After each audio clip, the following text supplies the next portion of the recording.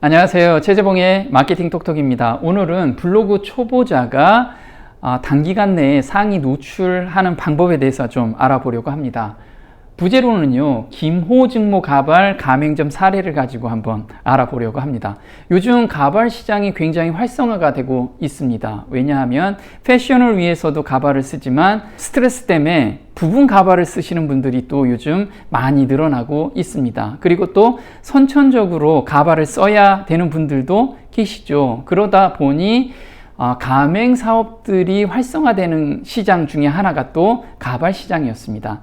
가발 시장에 뛰어드시는 분들이 대다수가 미용을 하고 계시는 분들, 기존에 미용을 하고 계신 분들이 굉장히 많았습니다. 그런 분들은 연령대가 50대, 60대다 보니까 마케팅을 어떻게 해야 될지 잘 몰라서 한동안은 굉장히 힘든 시기를 보내는 경우를 굉장히 많이 봤습니다. 그래서 제가 그런 분들을 위해서 어떻게 하면 짧은 시간 내에 지역 고객들을 잡아낼 수 있는지 그 방법을 한번 알아보려고 합니다. 보통 가발 시장은 온라인에서 판매하는 것보다는 오프라인에서 지역 고객들을 잡아내는 것이 굉장히 중요한 마케팅 포인트입니다. 그러면 지역 장사 마케팅 공략 순위를 한번 알아보려고 합니다. 보통 저한테 오셔서 컨설팅을 받는 분들은 인스타를 열심히 해야 된다고 해서 열심히 인스타를 해보니까 매출도 안 올라오고 정말 힘든 시기를 보냈다고 합니다. 왜냐하면 모든 제품은 마케팅 순서가 있습니다. 그래서 지역 장사는 이런 순서를 가져야지만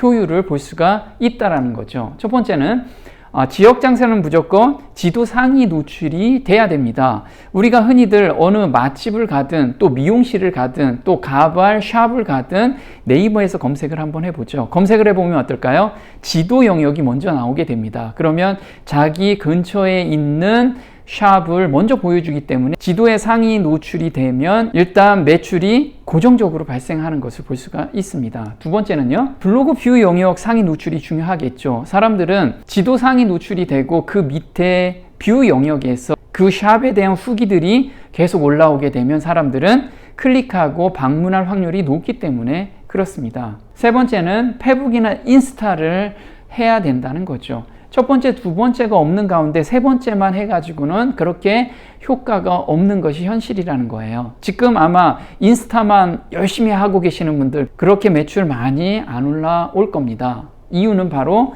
이 구조가 안 만들어졌기 때문에 그렇죠. 그리고 페북이나 인스타는 해시태그를 어떻게 공략하느냐가 굉장히 중요합니다. 그래서 제가 다음번에는 해시태그를 어떻게 공략해야 될지 그 부분도 한번 알아보도록 하겠습니다.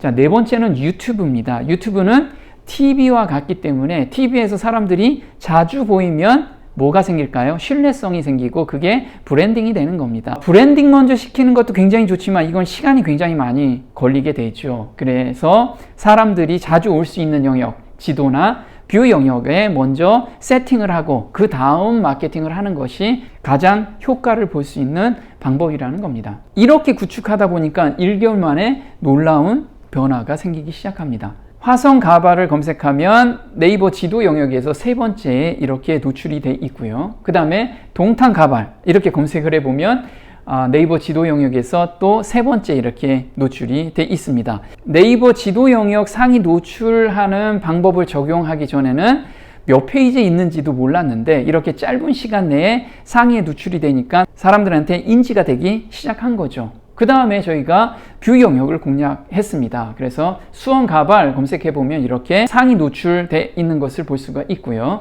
그 다음에 중년 여성 가발 하면 이렇게 상위 노출이 되어 있는 것을 볼 수가 있습니다. 또 암 환자들이 요즘 가발을 많이 찾고 계십니다. 그래서 암 환자 가발이라 검색해도 이렇게 상위 노출이 되어 있습니다. 그리고 남자 임모 가발 이렇게 상위 노출이 되어 있고요. 이게 불과 1개월 만에 이렇게 노출이 된 놀라운 결과들입니다. 자, 그러면 초기 블로그는 어떻게 운영하면 좋을까요? 가장 중요한 거는 바로 이겁니다. 초기 블로그는 지수를 올리는 데 집중해야 됩니다. 자, 지수를 올린다는 건 뭐냐면 네이버에서 내 블로그가 이제 열심히 활동할 거다. 그래서 점수를 좀 줘라 라는 신호를 꾸준하게 보내는 겁니다. 자, 신호를 보내는 거는 글을 한 번, 두 번 써가지고는 안 되고 꾸준하게 쓰는 것이 가장 큰 키포인트입니다. 그래서 깊이 있는 글을 자주 쓰는 것이 중요하다. 다음은요, 공략하는 주제에 맞는 글을 작성하는 것이 중요하다. 이게 굉장히 중요합니다. 내가 글을 작성하는데 내 주제와 상관없는 글들이 계속해서 써진다면 상위 노출이 잘 안 된다는 거예요. 그래서 만약에 가발 분야라고 하면은 가발 분야 카테고리가 있습니다. 그 카테고리를 선정해서 가발과 관련된 내용을 꾸준하게 쓰라는 겁니다. 그런데 여기서 가발과 관련된 컨텐츠를 꾸준하게 작성하는 거 쉽지가 않죠. 그런데 만들어야 됩니다. 예를 든다면 이런 거죠. 가발 고객이 초기에는 그렇게 많지 않기 때문에 고객 샘플이 그렇게 많지 않습니다. 그러면 어떻게 하면 좋을까요? 일단 본인이 가발을 만드는 과정들을 샘플로 보여주는 겁니다. 그리고 교육받는 내용들도 있죠. 그래서 교육장에 가서 가발 교육을 받는 모습, 그 다음에 한 땀 한 땀씩 가발을 심는 모습들, 이런 것을 계속해서 올려주는 것이 블로그 지수를 올리는데 굉장히 도움이 된다는 거죠. 직접 찍은 사진과 동영상은